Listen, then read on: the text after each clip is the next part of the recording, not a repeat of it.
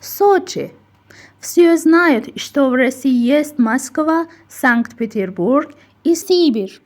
А вы знаете, что в России есть субтропики? Это город Сочи.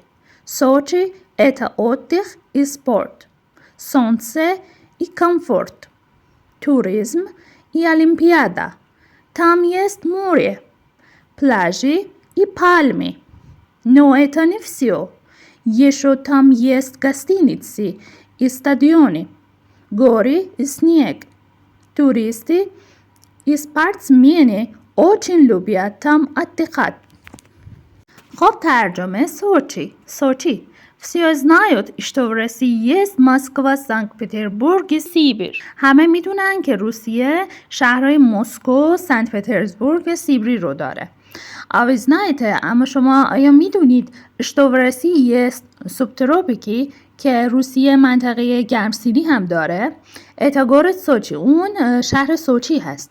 سوچی это отдых и спорт. سوچی محلی برای استراحت و ورزشه. سونس این کامفورت. آفتاب و آفتابگیری و راحتی هست اونجا.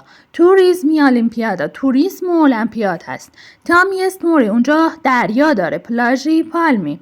پلاژ و نخل. درخت نخل داره. نو اتانیفیسیو. یعنی همش این نیست. یشو تام یس گاستینیتسی استادیونی. اونجا همچنین رستوران ها و استادیوم ها داره. گوری سنیک. کوه ها و برف داره. توریستی اسپارتمنی.